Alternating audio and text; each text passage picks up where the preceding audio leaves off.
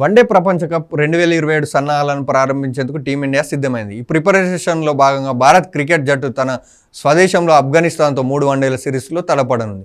ఈ క్రమంలో ఈ ఇరు జట్లు శనివారం ధర్మశాల వేదికగా తొలి వన్డే జరగనుంది.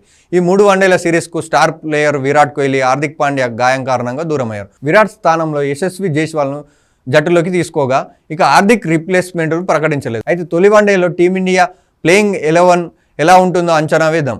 భారత జట్టు ఇన్నింగ్స్ను ఎప్పటిలాగే రోహిత్ శర్మ, కెప్టెన్ శుభ్మన్ గిల్ ప్రారంభించనున్నారు. అయితే కోహ్లీ లేనందున 3వ స్థానంలో ఇషాన్ కిషన్ బ్యాటింగ్ వచ్చే అవకాశం ఉంది. కిషన్ చివరగా అక్టోబర్ 2023 అదే ఆఫ్ఘన్పై భారత్ తరపున వన్డే మ్యాచ్ ఆడాడు. మళ్ళీ ఇప్పుడు 3 ఏళ్ల తర్వాత పునరాగమనం చేసేందుకు సిద్ధమయ్యాడు.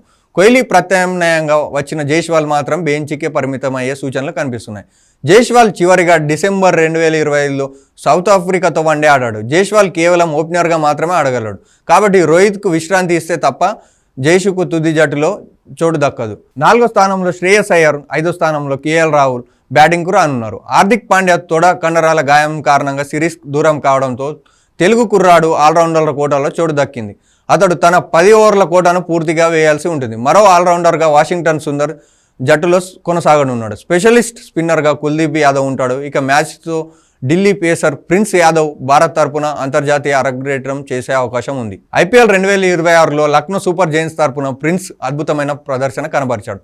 12 మ్యాచ్ల్లో 16 వికెట్లు తీసి సెలెక్టర్లను ఆకర్షించాడు. ఈ సిరీస్కు బూమ్రా, సిరాజ్ వంటి ప్రధానమైన పేసర్లు లేకపోవడంతో ప్రిన్స్కు తుది జట్టులో చోటు దక్కడం ఖాయమనే చెప్పాలి. హర్షదీప్ సింగ్, ప్రసిద్ధ్ కృష్ణ వంటి యువ బౌలర్లతో ప్రిన్స్ బంతిని పంచుకోనున్నాడు.